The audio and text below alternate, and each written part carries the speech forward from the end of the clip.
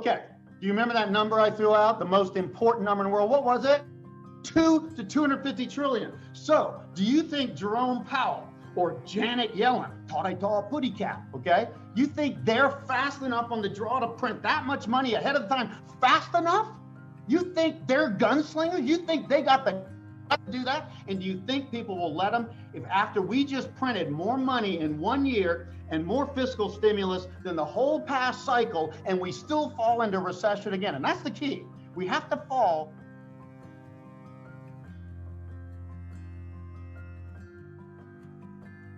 The economy has to weaken or the markets have to weaken to trigger this. But if that happens again, do you think people are going to say, well, why don't we do the same thing we did before? Duh. The people say, well, maybe you do. As soon as this thing cracks, all I think it takes is that 47%. That's a megaphone pattern. You want to argue with that? Good luck. It's one of the most reliable patterns. A 47% crash in the S&P, which means 50-some% in the NASDAQ, I think will tell people will wake up and say, oh, this really doesn't work. And then when they come up and say, well, now we're going to print 10 or 20, people are going to go say, I'm not going to say the words they would say. Okay? You know what it would be. But they just printed 10 times the rate they did before, and it didn't do much for the economy except for restore a quick downturn, and it didn't create any inflation, which is the target. But somebody has to let it, they can't just print money. I mean, what if people start rioting in the streets and say, I'm sorry, you guys, we let you do this for 12 years and it failed. I think people are smart enough, even though they're on crack, everybody's on crack here, okay? Even everyday people are getting a 3% mortgage when it ought to be 6 or 7, getting a 2% car loan when it ought to be 7 or 8 with higher risk. Everybody's high, everybody's getting a benefit. The economy has lower unemployment than would have had if we hadn't printed 30-some trillion dollars and now tens of trillions of fiscal stimulus. So I think people will get it, but that is where I could be wrong. I think they'll wake up. What I found about people, when the barn's burning, people get real smart and they become heroes overnight. They run in and save the baby and the horse and run out. They quit being an everyday dumbass Homer Simpson and they do the right thing. I think a crisis is going to wake people up, and I think it's going to come in the next few months with that first 47% crash. And if that doesn't happen, then I have to recalculate. Let me tell you about money printing.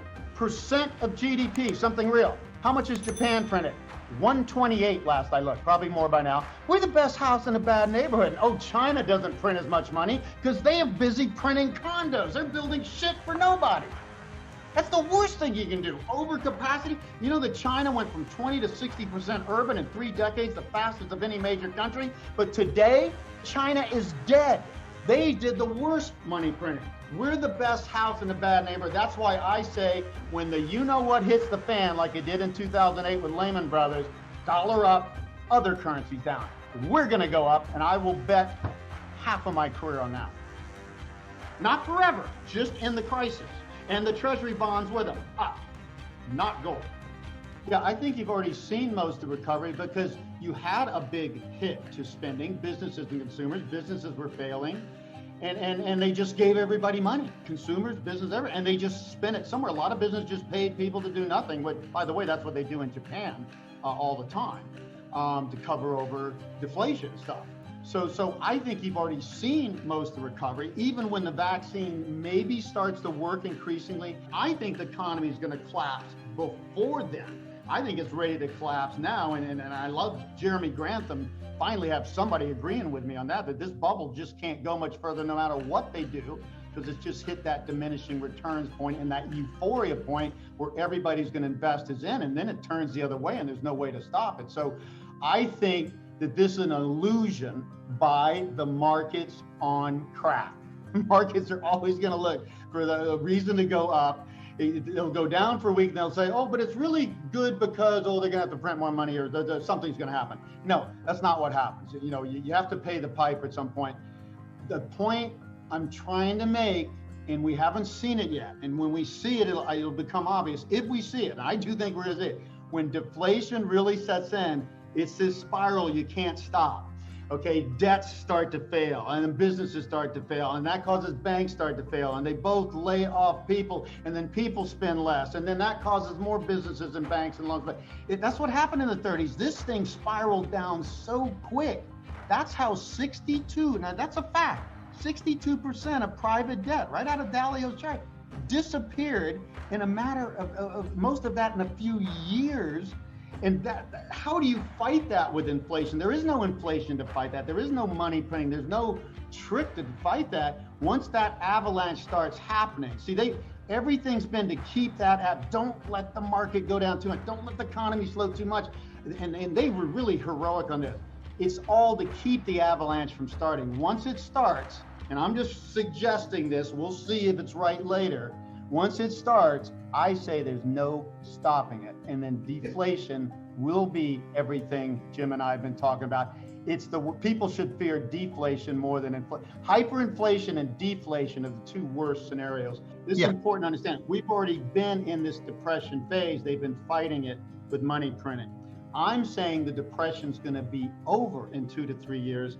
I agree, gold will come out of this strong, and gold will boom for a long time into the next 30-year cycle, into the whole growth of Asia. So I'm just saying the next 2 to 3 years is going to be the backside 29 to 32 instead of the front side. We already had the front side GFC, like the 37, 38.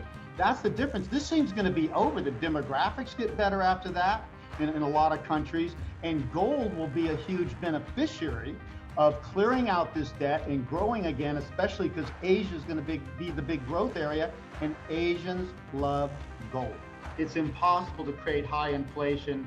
The demographics and high debt all argue for low inflation to deflation in years ahead. I don't see how you create enough inflation to get gold to 12 to 15,000. Now, what I would see is possible if the collapse was severe enough, which I do see, by the way, obviously, is that if people say, well, wait a minute, we got to have some standard here, and it ain't going to be Bitcoin. Maybe 10, 20 years, it ain't going to be Bitcoin, okay? It's the most volatile asset on earth. And by the way, gold's almost as volatile as stock, so it's not a stable asset in these days either. But if they came to the conclusion, we got to have a standard for now, and gold became in, then that would be the case for gold going up for some period of time, but that's going to come at the end of the crash. I'm trying to protect people here. I'm just being really honest. For the next 2 to 3 years, what I call the crash of a lifetime, on a 90-year cycle that's the most potent, you've got to get through this, preserve your assets, and if you're in deflation-friendly investments like long-term treasuries, stuff, you can make money to have more money to invest at bargain prices in the best places, and it will. I'm sorry, I did say before, crystal clear, China's done. East Asia's had its boom. It is Southeast Asia and India. There's more people in that part of Asia than the others, and it doesn't mean the other ones go bankrupt. They just don't grow as much. So you can still have, Asia is going to dominate the economy. I'll stand by that one because that's pure demographics.